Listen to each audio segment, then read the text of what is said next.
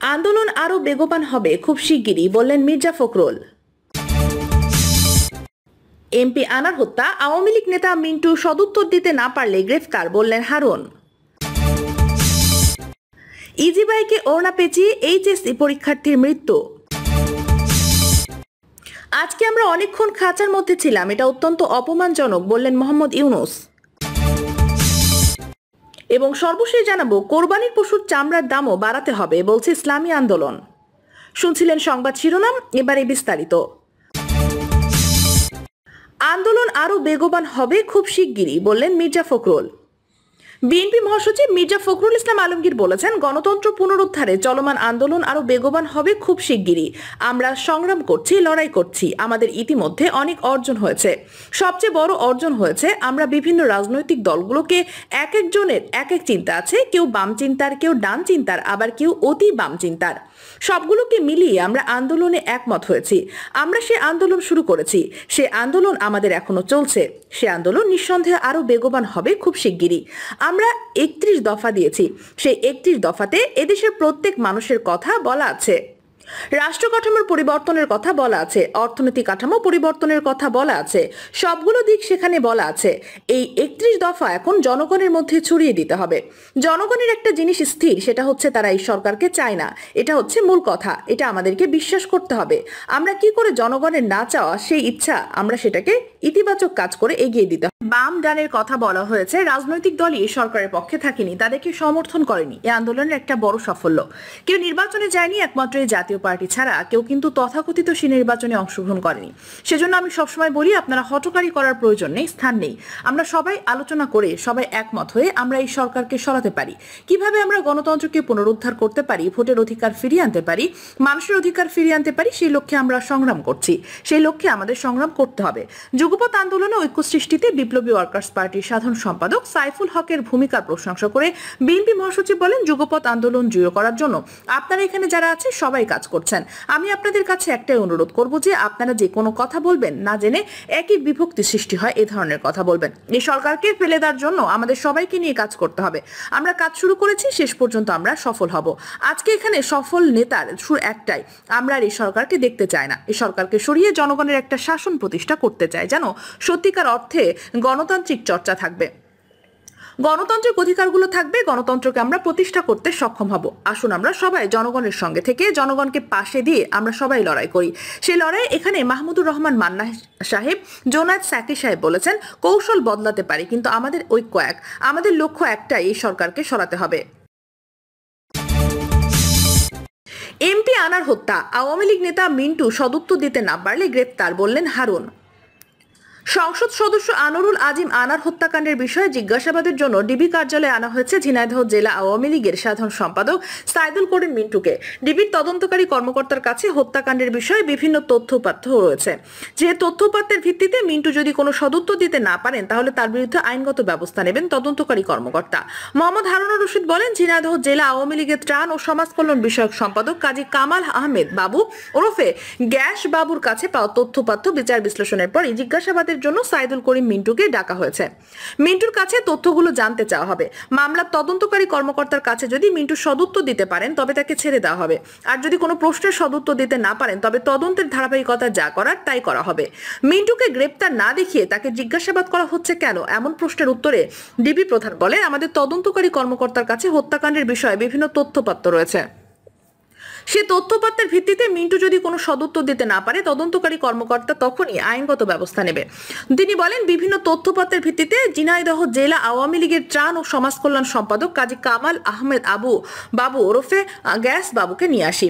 আমরা যখন কাউকে নিয়ে আসি, অবশ্যই কিছু তথ্যপত্র থাকে, প্রমাণের ভিত্তিতেই তাকে এনে জিজ্ঞাসাবাদ করি। জিজ্ঞাসাবাদে গ্যাস বাবু অকপটে জিজ্ঞাসা করেন যে 164 ধারায় জবানবন্দি দেওয়া ঘাতক শিমুল ভূঁইয়ার সঙ্গে তিনি বৈঠক করেছিলেন। শিমুল ভূঁইয়া গ্যাস বাবুকে এমপি আনার হত্যার পর ছবি দেখিয়েছেন। 16 তারিখেই তা যদি হত্যাকাণ্ডের তথ্য ঝিনাইদহ জেলা আওয়ামী লীগের সাধারণ সম্পাদক সাইদুল করিম মিন্টু ও গ্যাস বাবু জেনে থাকে, তাহলে আইন শৃঙ্খলা রক্ষাকারী বাহিনী এটিও অপরাধ। এমন প্রশ্নের জবাবে হারুনুর রশিদ বলেন, হ্যাঁ, এটা ঠিক। কেন তারা হত্যাকাণ্ডের বিষয় গোপন করলেন, এটিই জানতে চাওয়া হবে। ইজি বাইকে ওড়না পেঁচিয়ে এইচএসসি পরীক্ষার্থীর মৃত্যু। পটুয়াখালীতে ইজি বাইকের মোটরে ওড়না পেঁচিয়ে মোহনা আক্তার নামে এক কলেজ ছাত্রীর মৃত্যু হয়েছে। বুধবার বেলা 11টার দিকে পটুয়াখালী জেলা প্রশাসক কার্যালয়ের সামনের সড়কে এই দুর্ঘটনা ঘটে। মোহনা পটুয়াখালী শহরের শিমুলবাগ এলাকার রাসেল মুন্সির মেয়ে। এবছর একটি বেসরকারি কলেজ থেকে মোহনা এইচএসসি পরীক্ষা দেওয়ার কথা ছিল। নিহত মোহনার বান্ধবী চাঁদনী আক্তার জানান, তিনি বান্ধবীর মুসলিম পাড়া থেকে প্রাইভেট পড়ে শহরের চৌরাস্তায় যাচ্ছিলেন। পথিমধ্যে ইজি বাইকের মোটরের সঙ্গে মোহনার ওড়না পেঁচিয়ে গলায় ফাঁস লাগে। এ সময় দ্রুত তারা ওড়না খুলে ফেললেও মোহনা অসুস্থ হয়ে পড়ে। সেখান থেকে পটুয়াখালী মেডিকেল কলেজ হাসপাতালে নিয়ে গেলে কর্তব্যরত চিকিৎসক মোহনাকে মৃত ঘোষণা করে। পটুয়াখালী মেডিকেল কলেজ হাসপাতালের জরুরি বিভাগের চিকিৎসক শামিমা নাসরিন জানান, কলেজ ছাত্রী মোহনাকে হাসপাতালে আনার আগেই তার মৃত্যু হয়। এদিকে ঘটনার পরপরই হাসপাতালে উপস্থিত পুলিশ সদস্যরা নিহতরা শ্রোতাল প্রতিবেদন তৈরি করেছেন। এতে মোহনার গলা ওড়না পেঁচিয়ে যাওয়ার দাগ পাওয়া গেছে বলে জানান পটুয়াখালী সদর থানার উপপরিদর্শক কিরণ মোল্লা। আজকে আমরা অনেকক্ষণ খাঁচার মধ্যে ছিলাম, এটা অত্যন্ত অপমানজনক, বললেন মোহাম্মদ ইউনুস। মানি লন্ডারিং প্রতিরোধ আইনের মামলায় অভিযুক্ত হওয়ার পর নোবেলজয়ী অর্থনীতিবিদ ডক্টর মোহাম্মদ ইউনুস বলেছেন, আজকে আমরা অনেকক্ষণ খাঁচার মধ্যে ছিলাম। বলা হয়েছিল আপনি থাকেন, কিন্তু আমরা সারাক্ষণ লোহার খাঁচার মধ্যে ছিলাম। আমি আগেও প্রশ্ন তুলেছি এটা ন্যায্য হলো কি না। আমি যতদূর জানি, যতদিন আসামি অপরাধী হিসাবে দোষী সাব্যস্ত না হচ্ছে ততদিন তিনি নিরাপদ হিসাবে বিবেচিত হবেন। মানি লন্ডারিং প্রতিরোধ আইনের মামলায় মোহাম্মদ ইউনুস সহ 14 জনের বিরুদ্ধে আজ বুধবার অভিযোগ গঠন করেছেন ঢাকার বিশেষ জজ আদালত। আর পরে আদালত প্রাঙ্গণে সাংবাদিকদের প্রশ্নের জবাব দেওয়ার সময় এসব কথা বলেন মোহাম্মদ ইউনুস। ক্রমাগতভাবে হয়রানির মধ্যে আছেন বলে মন্তব্য করেন মোহাম্মদ ইউনুস।